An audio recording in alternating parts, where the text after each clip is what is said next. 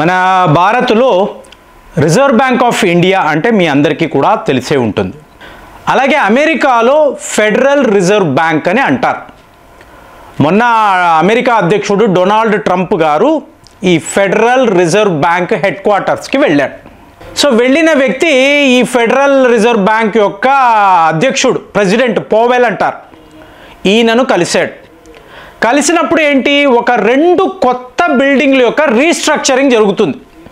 2 కొత్త బిల్డింగ్స్ మళ్ళీ వాటి నిర్మాణము అనేది చేస్తున్నారు. సో డొనాల్డ్ ట్రంప్ గారు ఎంత ఖర్చు అని చెప్పి అడిగాడు. సో మీకు వాళ్ళ ప్రెసిడెంట్ పోవెల్ 21,000 కోట్లు ఉంటుందండి అని చెప్పాడు. 21,000 కోట్లు ఏంటి, 2 బిల్డింగులు కట్టడానికి 21,000 కోట్లు మీరు ఖర్చు పెడుతున్నారా?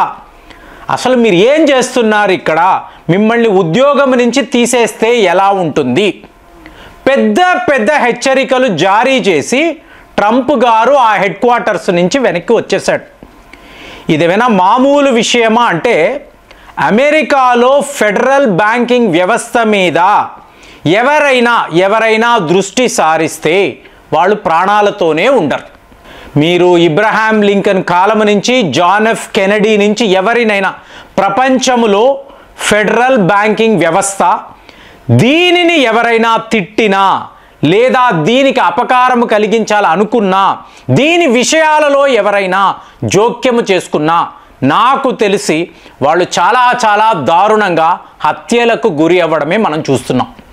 సో ఇప్పుడు డొనాల్డ్ ట్రంప్ ప్రపంచాన్నే శత్రువుగా చూసిన వాడు ఫైనల్గా ఫెడరల్ బ్యాంకింగ్ వ్యవస్థ పైన ఇలాగ ఒక పోరుని ప్రకటించాడు. తరువాత మీడియాతో మాట్లాడుతూ, నేను పదే ఈ వ్యక్తికి చెప్తున్నాను, అంటే ఈ ఫెడరల్ బ్యాంకింగ్ ఈ అధ్యక్షుడికి పదే చెప్తున్నాను, నువ్వు చాలా లేట్ చేస్తున్నావు. నేను నీకు చెప్తున్నాను ఇంట్రెస్ట్ రేటును తగ్గించు అని, నువ్వు చెయ్యడం లేదు. కాబట్టి ఇది టూ లేట్. ఇప్పుడు ఇతన్ని నేను ఏమైనా చెయ్యవచ్చు. సో ఇలాంటి మాటలు మాట్లాడుతున్నప్పుడు ఫెడరల్ రిజర్వ్ బ్యాంక్ యొక్క బాసులు, మీకు తెలుసో తెలియదో, World War I, World War II united కింగ్డమ్కి డబ్బులు ఇచ్చింది వీళ్ళే, వీళ్ళ బద్ధ శత్రువు జర్మనీకి ఫైనాన్స్ చేసింది వీళ్ళే.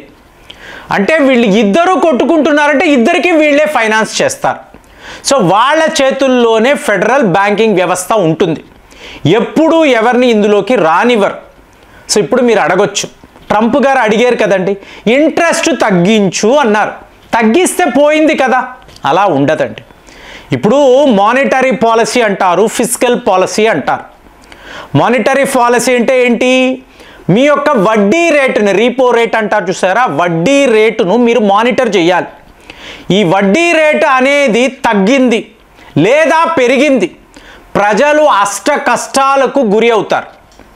అంటే బంగారము ధర అనేది మీరు ఊహించని లెవెల్లో పెరిగిపోతూ ఉంటుంది. ఇప్పుడు పెరిగిందంటే ఏమవుద్ది చూడండి, ఫెడరల్ రిజర్వ్ బ్యాంకు వడ్డీ రేటును పెంచింది అనుకోండి, మీకేమవుతుందండి, మీరు మామూలుగా వెళుతున్నారు, ఒక టీ తాగాలి అనుకున్నారు, ఎంత, ఒక 20 రూపాయలు. అదే ఆ టీ 200 రూపాయలు అన్నారు అనుకోండి, మీరు తాగగలరా? ఒక టీ 200 రూపాయలా, నేనెందుకు తాగాలంటే ఏంటి, ఇన్ఫ్లేషన్ పెరిగిపోతుంది. మీకు ఇన్ఫ్లేషన్ పెరిగింది అనుకోండి, కామన్ మ్యాన్ ఎఫోర్డ్ చెయ్యలేడు. ఇవాళ మీరు ఈ సినిమా ఇండస్ట్రీ అంటున్నారు చూసారా, మీకు 1000 కోట్లకు పైగా నష్టం అండి. మీకు ప్రజలు థియేటర్కి వెళ్ళాలి అంటే భయపడుతున్నారు. ఎందుకు?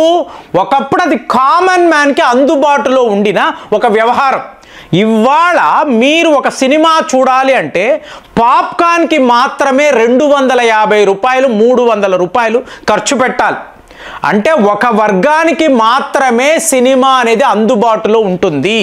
కామన్ మ్యాన్ వెళ్ళి సినిమా చూడలేడు. ఇది పరిస్థితి. ఇన్ఫ్లేషన్ పెరగడం వలన ఈ ఇంబ్యాలెన్స్ అనేది మీరు చూడవచ్చు. కొంతమంది మాత్రమే ఇది చెయ్యగలరు, తక్కిన వాళ్ళు చెయ్యలేరు. అంటే ధనిక వర్గం ఇంకా డబ్బున్న వాళ్ళు అయిపోతారు, పేదవాళ్ళు ఇంకా పేదవాళ్ళు అయిపోతారు. తరువాత మీరు ఒక సివిల్ వార్ని చూస్తారు. సో మీకు ఫెడరల్ రిజర్వ్ బ్యాంక్ ఈ వడ్డీ రేటును ఎలా కంట్రోల్ చేయాలి అనేది వీళ్ళ చేతుల్లో ఉంటుంది. అదే ఇప్పుడు ఫిజికల్ పాలసీ అన్నారు అనుకోండి, ఈ పాలకులు మా ఎంపీలకు ఎంత జీతం ఇవ్వాలి, వాళ్ళకు అయ్యే ఖర్చులు ఏంటి, ఎమ్మెల్యేలకి ఎంత జీతాలు, వాళ్ళకి ఇవ్వాల్సిన ఫెసిలిటీస్ ఏంటి, రేపు ఇవ్వాల్సిన పెన్షన్లు ఏంటి, ఇన్ని కూడా ఫిజికల్ పాలసీలో రూలర్స్ చూస్తారు. రూలర్స్ ఏ రోజు మీకు ఫెడరల్ బ్యాంకింగ్ వ్యవస్థలోకి వెళ్ళకూడదు, అలాగే మీకు ఫెడరల్ రిజర్వ్ బ్యాంకు కూడా ఈ గవర్నమెంట్ వ్యవహారంలోకి రాకూడదు. రెండు కూడా సెపరేట్ ఐడెంటిటీస్. కానీ ఇక్కడ ఏమైంది, డొనాల్డ్ ట్రంప్ పని కట్టుకొని వాళ్ళ హెడ్ క్వార్టర్స్లోకి వెళ్ళి నేను చెప్తున్నాను కదా మర్యాదగా ఇంట్రెస్ట్ రేటును తగ్గించు అన్నాడు. ఒకవేళ ఈయన తగ్గించాడండి, మీకు ₹1,00,000 మీ చేతిలో ఉంది, మీరు వెళ్ళి బ్యాంకులో ఫిక్స్డ్ డిపాజిట్ వెయ్యాలి అనుకున్నారు. వడ్డీ రేట్లు చూస్తే చాలా తక్కువగా ఉంది, వేస్ట్ కదా, పెట్టి మీకేం లాభం లేదు. అదే ఈ డబ్బుని బంగారం మీద పెట్టాము అనుకోండి, ఇదే క్యాల్కులేషన్లో బంగారం మీకు చాలా చాలా లాభదాయకంగా ఉంటుంది. దాంతో ప్రజలంతా తమ వద్ద ఉన్న డబ్బుని తీసుకువెళ్ళి బంగారం మీద పెడతారు. అప్పుడు బంగారం ధరలు ఆకాశాన్ని అంటుతుంది, అంతలాగా పెరిగిపోతుంది. ఇది ఒక దేశానికి మంచిది కాదు. కాబట్టే మీకు ఫెడరల్ రిజర్వ్ బ్యాంక్ యొక్క ప్రెసిడెంట్ అలా కుదరదు, నేను చెయ్యలేను, నీకు బాగానే ఉంటుంది. రేపు ఎలక్షన్స్లో గెలవడానికి అబ్బా బైక్ కొనాలా, ఇంట్రెస్ట్ రేట్ చాలా తక్కువ, కారు కొనాలా, ఇంత చవక ఇంట్రెస్ట్కే ఇస్తున్నారేంటి, నీకు బాగానే ఉంటుంది. కానీ ప్రపంచ స్థాయిలో అది 36 ట్రిలియన్ అమెరికన్ డాలర్స్ అప్పు చేసే అమెరికా. రేపు ఎవడు నీకు అప్పు ఇవ్వడు, స్టాక్ మార్కెట్ కుప్ప కూలిపోతుంది, బంగారము ధర అనేది ఎక్కడో ఉంటుంది, సిల్వర్ కూడా అలాగే. అప్పుడు నువ్వేం చేస్తావు, నువ్వు ప్రభుత్వంలో ఉండవు, నువ్వు ఓడిపోతావు.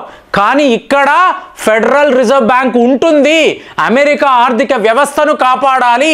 అమెరికా ఆర్థిక వ్యవస్థ బాగుంటేనే వరల్డ్ ఎకానమీ అనేది బాగుంటుంది. ఎందుకు, మాది గ్లోబల్ కరెన్సీ, డాలర్ మీదే ప్రపంచం అంతా కూడా వ్యాపారము చేస్తుంది. నీ సరదా కోసము నువ్వు ఏదో అధికారంలో ఉండడానికి నన్ను బెదిరించావంటే నేను ఒక్క ఫోన్ కాల్ చేస్తే నువ్వు ప్రాణాలతోనే మిగలవు. అది అక్కడ పరిస్థితి. కాబట్టి ఫెడరల్ రిజర్వ్ బ్యాంక్ విషయంలో ఇవాళ డొనాల్డ్ ట్రంప్ ఇంట్రెస్ట్ తగ్గించు అంటే ఇది ప్రపంచ స్థాయిలో ప్రమాదకరమైన ఒక ట్రెండ్. అంటే చైనాను శత్రువు అన్నాడు, ఇవాళ భారత్ని శత్రువు అంటున్నాడు, యూరోప్ యూనియన్తో గొడవలు, ఆఖరికి రష్యా మీద కూడా నేను అణు అస్త్రాలు వెయ్యగలను, ఇన్ని మాట్లాడుతున్న డొనాల్డ్ ట్రంప్ ఫైనల్గా ఎక్కడ చెయ్యి పెట్టకూడదు అక్కడికి కూడా వెళ్ళాడు, అక్కడ కూడా చెయ్యి పెట్టాడు, వాళ్ళను కెలికాడు. రేపు ఏమవుతుందంటే ఏం కాదండి, వాళ్ళ మిలిటరీ కాంప్లెక్స్ ఉంది చూసారా, అక్కడ డిఫెన్స్ బడ్జెట్ తగ్గిస్తాడు. ఎందుకంటే మీకు ఈ బ్యాంకింగ్ వ్యవస్థలో ఇంట్రెస్ట్ రేట్లు తగ్గడం లేదు కాబట్టి కాస్ట్ కట్టింగ్ అని చెప్పి మిలిటరీ కాంప్లెక్స్ అంటే మీకు లాక్హీడ్ మార్టిన్ లాంటి సంస్థల జోలికి వెళతాడు. ఆల్రెడీ F-35 ఈ విమానాలు ఎందుకు, మనం ప్రొడక్షన్ ఆపేద్దాము, ఈ డబ్బుతో వేరే ఏమైనా, ఇవన్నీ మాట్లాడుతున్నాడు.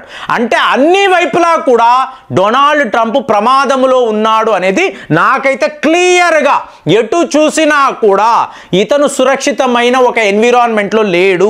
మీకు సెక్యూరిటీ వాళ్ళు ఉండొచ్చు, మీకు 100 మంది ఇతన్ని రక్షించాలని అనుకోవచ్చు, కానీ నువ్వు చెయ్యకూడని పని చేస్తే అది అమెరికా లాంటి దేశంలో ఎక్కడెక్కడికి నువ్వు వెళ్ళకూడదో నీకు క్లియర్గా తెలియాలి. ఆ రంగాల్లోకి వెళ్ళి వాళ్ళను కెలికే ఉంటే, వాళ్లకు తిక్క రేగిందంటే చాలురా ఇంకా వీడిని పంపించేయండి అంటే వీడు ఎక్కడికి వెళ్ళాలో వెళ్ళిపోతాడు. అంత డేంజరస్ సిచ్యువేషన్లో ఇవాళ Donald Trump federal reserve bank head ఆఫీస్కి వెళ్ళి వాళ్ళ ప్రెసిడెంట్నే బెదిరించాడు అంటే అతను ఊరుకుంటాడా? అతను తమ బాసులకు ఈ వ్యవహారం ఇలా మాట్లాడుతున్నాడండి, చాలు ఇక ఇతను ఏం చెయ్యాలో మీరు చూసుకోండి అని చెప్పి చిన్న హింట్ ఇస్తే తరువాత డొనాల్డ్ ట్రంప్ అమెరికా అధ్యక్షుడుగా కొనసాగడమే కష్టమవుతుంది. మరి ఇంత డేంజరస్ సిచ్యువేషన్లో గ్లోబల్ ఎకానమీని ప్రమాదంలో పడేస్తున్న డొనాల్డ్ ట్రంప్ని వీళ్ళు ఏం చెయ్యబోతున్నారు? ఈ వ్యవహారాలంతా మీకు ఒక ఐడియా ఉందా? ఇక్కడ ఏం జరుగుతుందో మీరు గమనించగలరా? ఒకవేళ మీకు అమెరికా యొక్క స్ట్రక్చర్ తెలిస్తే దయచేసి కామెంట్స్లో రాయండి. మళ్ళీ వచ్చే వీడియోలో కలుద్దాం. జై హింద్.